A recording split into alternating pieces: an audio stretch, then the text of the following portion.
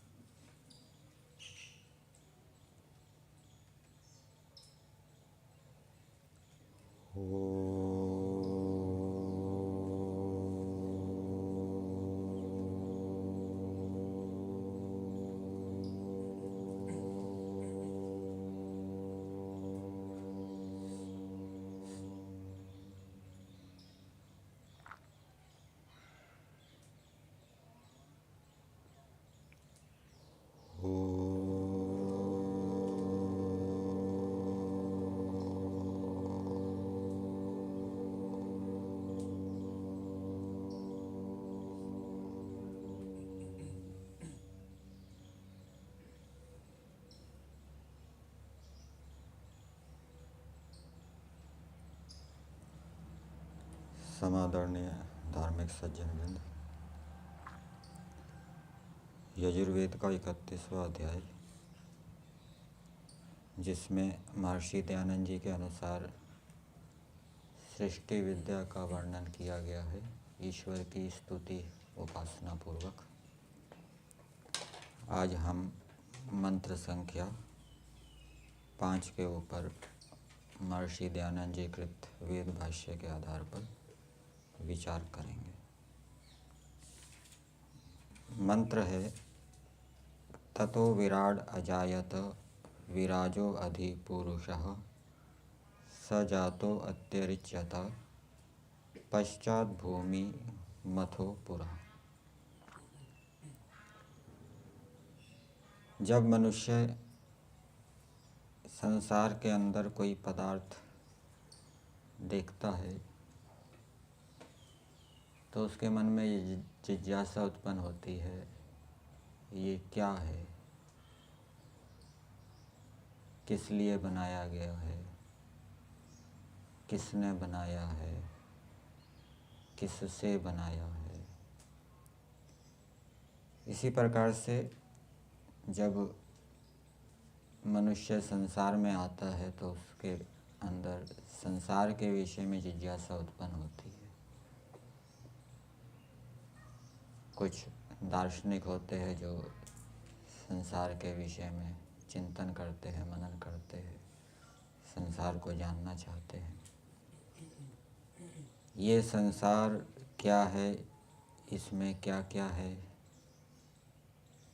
और ये किसने बनाया है, ये आज के मंत्र में बताया है। पहली बात बताई, ततो विराड अजायत।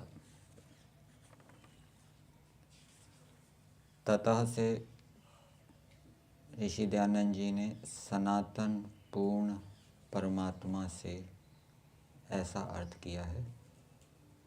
सनातन अर्थात जो परमेश्वर सदा से है, सदा रहता है, सब कालों में रहता है, भूतकाल में भी था, वर्तमान में भी है, भविष्य काल में भी रहेगा। कभी ईश्वर का किसी काल में अभाव नहीं होता। ऐसे सनातन और पूर्ण पालन करने वाले अथवा सर्वत्र भरे हुए कोई भी परमाणु ईश्वर से रिक्त नहीं है, ऐसे परमेश्वर से विराट उत्पन्न हुआ। अजायत ये लंग लकार का प्रयोग है।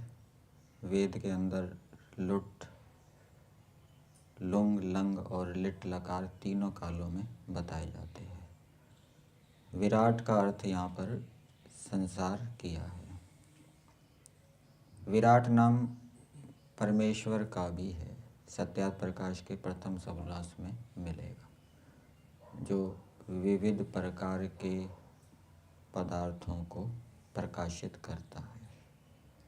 अथवा विराट इस रूप में भी ले सकते हैं जो विभिन्न गुण कर्म स्वभावों से प्रकाशमान है। परंतु यहाँ पर क्योंकि उत्पत्ति का प्रसंग है, विराट उत्पन्न हुआ, ईश्वर तो उत्पन्न होता नहीं है, इसलिए यहाँ पर परमेश्वर अर्थ ना लेकर विराट का अर्थ लेंगे संसार। तो उस सनातन परमेश्वर से ये विराट अर्थात विविध पदार्थों से प्रकाशित जो ये संसार है, जिसके अंदर विविध पदार्थ हैं, वो उत्पन्न हुआ। संसार के अंदर अनेक प्रकार की विविधताएं देखी जाती है, पहले भी बताई थी।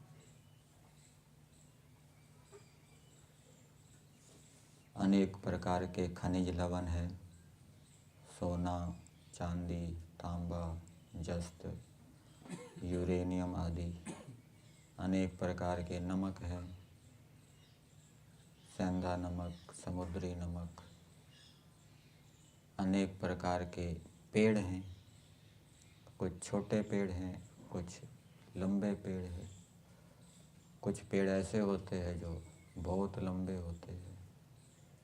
खजूर का पेड़, खजूर के पेड़ के विषय में बताते हैं कि वो कबीर का एक दोहा आता है कि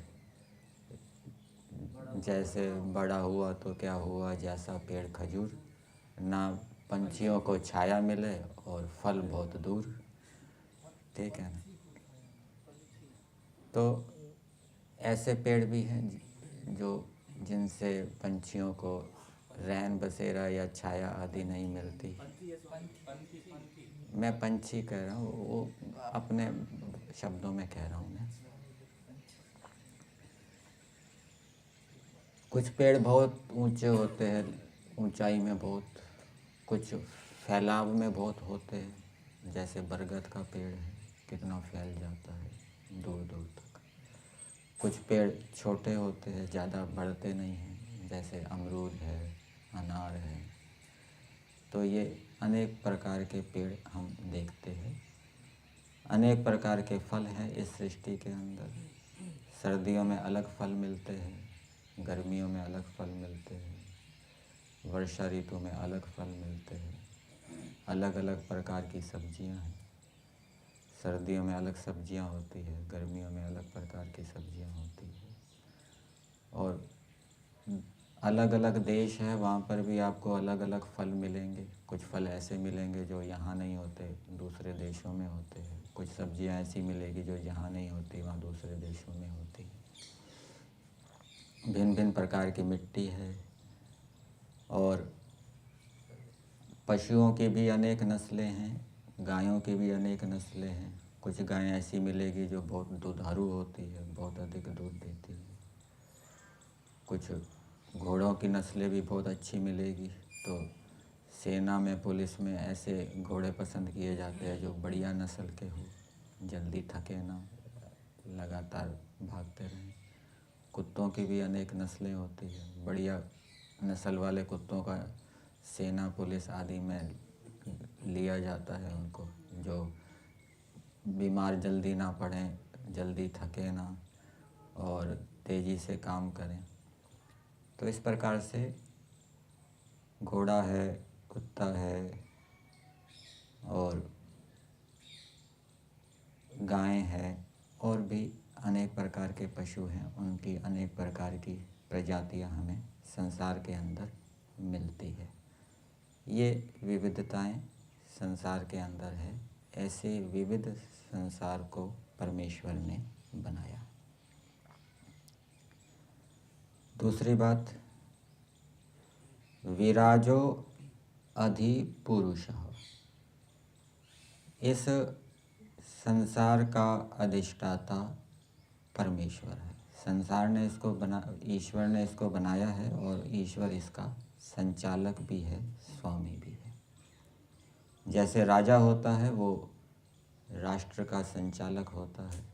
वो राष्ट्र के अंदर रहने वाले प्राणियों के हित के लिए नियम बनाता है, उन नियमों को लागू करता है। राजा सभी प्रजाओं की उन्नति चाहता है, और जो कारक उन्नति में बाधक होते हैं उनको दूर कर देता है, उनको नष्ट कर देता है, और जो कारक प्रजा की उन्नति में सहायक होते हैं उनको बढ़ाता है, प्रोत्साहन देता है, सम्मानित करता है। इसी प्रकार से ईश्वर ने भी इस सृष्टि को बनाने के लिए वेद रूपी संविधान दिया है, और जो ये वेद रूपी संविधान जीवों के लिए है। ईश्वर संसार किस लिए चला रहा है? जीवों के हित के लिए चला रहा है, जीवों की उन्नति के लिए चला रहा है, जिससे कि जीव उसके आनंद को प्राप्त करें। और जो उसके कार्य में बाधक होता है, जीवों की उन्नति में बाधक होता है, ईश्वर उनको दूर कर देता है। जैसे मनुष्य समाज के अंदर भी जो हानिकारक तत्व होते हैं, चोर डाकू होते हैं, दुराचारी होते हैं, उनको समाज से अलग कर दिया जाता है, जिससे कि कुप्रभाव समाज के ऊपर ना पड़े। इसी प्रकार से जो मनुष्य पापी होते हैं, अधिक पाप करते हैं, ईश्वर फिर उनको दूसरी योनियों में लाखों करोड़ों वर्ष तक भेज देता है, जिससे कि उनके कारण समाज की हानि ना हो, और उसमें उसको भी दंड मिल जाता है, उसका भी सुधार होता है। तो इस रूप में ईश्वर इस सारे संसार का अधिष्ठाता है। अधिष्ठाता स्वामी अर्थ में भी हो जाएगा और संचालक अर्थ में भी हो जाएगा। फिर अगली बात बताइए, स पुरः जातो अत्यरिच्यत। वह परमेश्वर पहले से प्रसिद्ध हुआ, संसार से पृथक है। संसार को बनाने से पहले, संसार के बनने से पहले, जब संसार पूरा बनकर तैयार हो गया, उससे पहले भी ईश्वर प्रसिद्ध होता है। अर्थात वो संसार को बनाने का कार्य करता रहता है। संसार को बनाने का भी एक समय है, इतने समय तक संसार बन जाता है, और उसके बाद फिर ईश्वर उस संसार से पृथक होता है। इसके भावार्थ में लिखा है ऋषि दयानंद जी ने कि ईश्वर संसार से पृथक होते हुए उसमें लिप्त नहीं होता। एक तो ईश्वर के गुण कर्म स्वभाव सृष्टि के गुण कर्म स्वभावों से अलग है। इस दृष्टि से ईश्वर और सृष्टि के अंदर पृथकता है। दूसरा, ईश्वर इस संसार के अंदर रहते हुए इस संसार के अंदर लिप्त नहीं होता। अर्थात ईश्वर संसार के दोषों से युक्त नहीं होता। जैसे कमल का उदाहरण दिया जाता है, कमल कीचड़ के अंदर रहते हुए भी कीचड़ से लिप्त नहीं होता। तो ईश्वर संसार के दोषों से लिप्त क्यों नहीं होता? क्या कारण है? मनुष्य तो जब कुसंगति करते हैं तो वो दोषों से युक्त हो जाते हैं, बुराइयों में फंस जाते हैं, दुर्गुण दुर्व्यसन उसके अंदर आ जाते हैं। लेकिन ईश्वर संसार के अंदर रहता है, पापियों को देखता है, दुर्गुणों से युक्त व्यक्तियों को देखता है, फिर भी ईश्वर उसमें लिप्त नहीं होता, प्रभावित नहीं होता। लोग संसार के भोगों के पीछे भाग रहे हैं, ईश्वर में ऐसी इच्छा नहीं होती कि मैं भी संसार के भोगों को भोगूं। तो इसमें कारण क्या है? क्योंकि ईश्वर सर्वज्ञ है, उसको यथार्थ ज्ञान है। जिसको यथार्थ ज्ञान हो जाता है फिर वो भोगों में नहीं फंसता। जैसे जीवन मुक्त व्यक्ति है, जिसने अविद्यादि कलेश नष्ट कर दिए, वो फिर भोगों में, दुर्गुणों में नहीं फंसेगा। लेकिन अभी जिसको यथार्थ ज्ञान नहीं हुआ, कुछ कमी है, तो उसके फिर गिरने की संभावना रहती है। जैसे कि योग दर्शन के अंदर बताया, जो मधुभूमिक योगी होता है, जिसने संप्रज्ञात समाधि प्राप्त कर ली है, उसकी अविद्या भी सारी नष्ट नहीं हुई, अभी अविद्या बनी हुई है, संशय बने हुए हैं, भ्रांतियाँ बनी हुई है। उसको सावधान किया गया है कि लोग उसको सुख सुविधाएं देंगे, सम्मानित करेंगे, तो आप उससे प्रभावित ना होना, अहंकार से युक्त ना होना, उसमें फंसना ना। तो ईश्वर में यथार्थ ज्ञान है, मिथ्या ज्ञान का, अविद्या का लेश मात्र भी नहीं है। इसलिए ईश्वर संसार के दोषों से प्रभावित नहीं होता। और जो ईश्वर की आज्ञा का पालन करेगा, ईश्वर की उपासना करेगा, वो भी संसार के दोषों से लिप्त नहीं होगा। उसके अंदर भी ये विशेषता आ जाएगी। एक उदाहरण दिया जाता है कटहल का।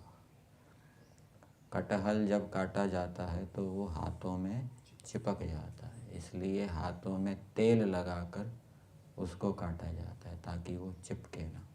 तो इसी प्रकार से जो ईश्वर की भक्ति से युक्त होकर, ईश्वर के प्रेम से युक्त होकर संसार के क्रियाकलापों में प्रवृत्त होगा, वो संसार के व्यवहारों से प्रभावित नहीं होगा।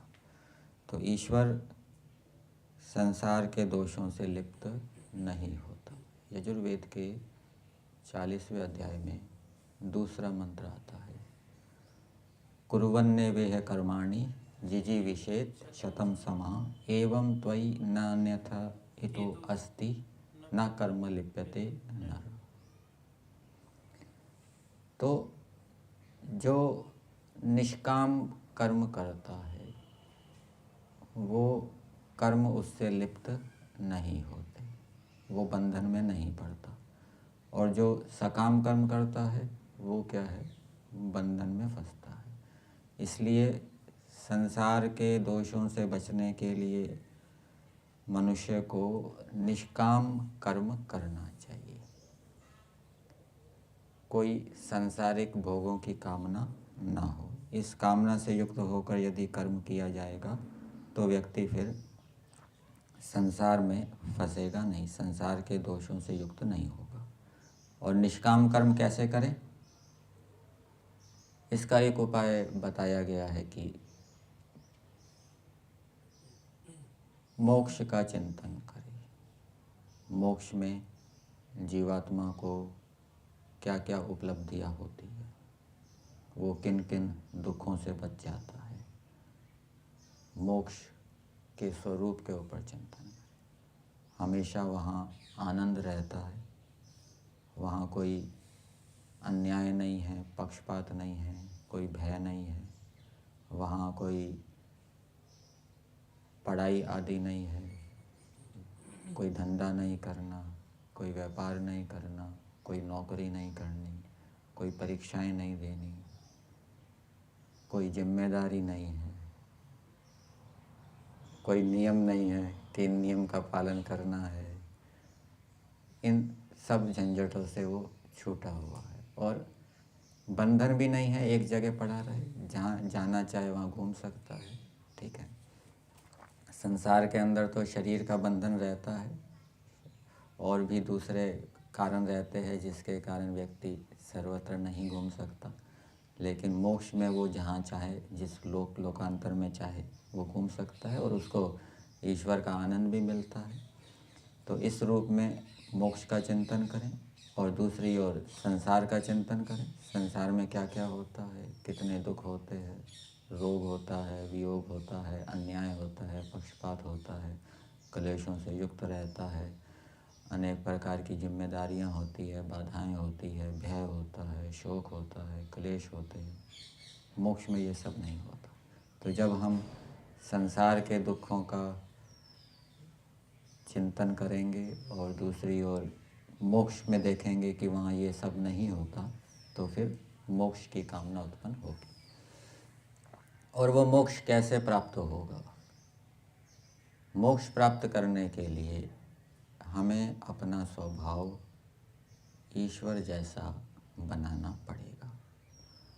यदि हम अपने गुण कर्म स्वभाव ईश्वर जैसे नहीं बनाएंगे तो ईश्वर हमारे से मित्रता नहीं करेगा, और ईश्वर से मित्रता नहीं होगी तो हमें ईश्वर से विशेष सहायता की प्राप्ति नहीं होगी। इसलिए योगी साधक व्यक्ति को अपना ध्यान केंद्रित ईश्वर का स्वभाव, मुझे ईश्वर के गुण कर्म स्वभाव जैसे अपने बनाने हैं, इसकी ओर करना है। एक तो है कि मुझे आनंद चाहिए, आनंद चाहिए, आनंद चाहिए, वो आनंद में भी आसक्ति उत्पन्न हो सकती है।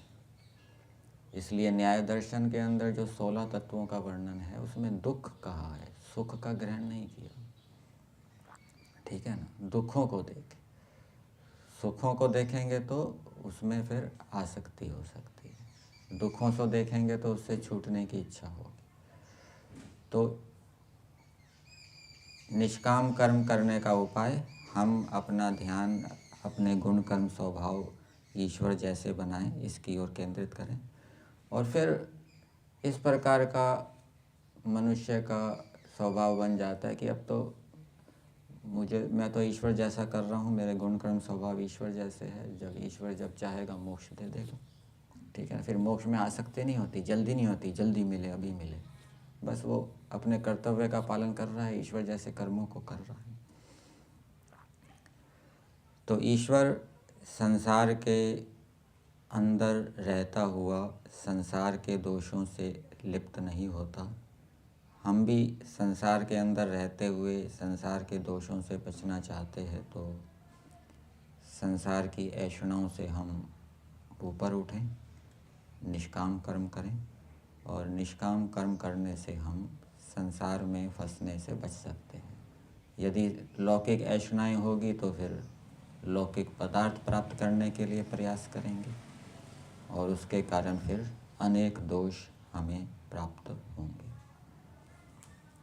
अगली बात बताइए,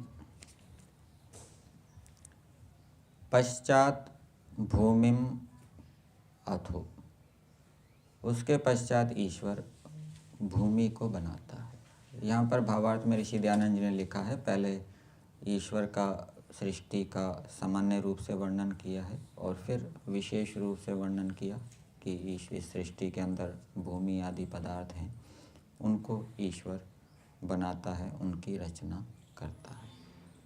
तो इस मंत्र के अंदर सृष्टि विद्या का वर्णन है। इस सृष्टि के अंदर विविध प्रकार के प्राणी हैं, विविध प्रकार के जड़ पदार्थ हैं, और ईश्वर अपनी विद्याओं से, योग्यताओं से उस संसार को बनाता है। ईश्वर उस संसार का निमित्त कारण है, उपादान कारण नहीं है। और ये ईश्वर इस संसार का संचालक है, संचालन कर रहा है, दिन रात संचालन कर रहा है। और वो ईश्वर संचालन अपने लिए नहीं कर रहा, ईश्वर का अपना कोई स्वार्थ नहीं है। वो जीवात्माओं के हित के लिए, जीवात्माओं के परोपकार के लिए, उन्नति के लिए दिन रात इस संचालन कार्य को कर रहा है। इस संसार का स्वामी भी ईश्वर है। हम भी इस संसार के स्वामी ईश्वर को ही माने, अपने आप को ना माने, अपने आप को गौण स्वामी के रूप में स्वीकार करें। हम तो केवल इस संसार के पदार्थों का प्रयोग करने वाले हैं। ईश्वर ने ये पदार्थ हमें प्रयोग करने के लिए दिए हैं। और अगली बात बताई कि ईश्वर इन संसार के अंदर रहते हुए भी इसके दोषों से युक्त नहीं होता। तो इस प्रकार से चिंतन, जैसे गुण का चिंतन हम ईश्वर के विषय में करेंगे, वैसे गुण हमारे अंदर आएंगे। ईश्वर संसार के अंदर रहते हुए लोगों के उल्टे सीधे व्यवहार से प्रभावित नहीं होता, ये चिंतन करेंगे तो ये विशेषता हमारे अंदर भी आएगी। हम ये चिंतन करेंगे कि ईश्वर क्रोध से रहित है, ईर्ष्या से रहित है, ये निर्गुण उपासना है, तो ये गुण भी हमारे अंदर है तो वो दूर हो जाएगा। क्रोध का गुण है तो वो दूर हो जाएगा। इसी प्रकार से ईश्वर पुरुषार्थी है, ऐसा विचार करेंगे तो ये पुरुषार्थ गुण भी हमारे अंदर आएगा। ईश्वर संसार के अंदर रहते हुए लोगों के व्यवहारों से प्रभावित नहीं होता। सामान्य मनुष्य तो प्रभावित हो जाता है कि देखो ये क्या कर रहे हैं, अपने काम को ठीक प्रकार से नहीं करते, आलस्य प्रमाद करते हैं, दुखी हो जाते हैं। तो जब हम ईश्वर के विषय में विचार करेंगे कि ईश्वर देखो वो अपने आनंद में मस्त रहता है, वो लोगों के व्यवहारों से प्रभावित नहीं होता, तो ये विशेषता भी हमारे अंदर आ जाएगी। हम एक दृष्टा के रूप में देखेंगे, संसार के व्यवहारों से प्रभावित नहीं होंगे। तो ये कुछ बातें इसमें बताई गई, यहीं तक रखते हैं।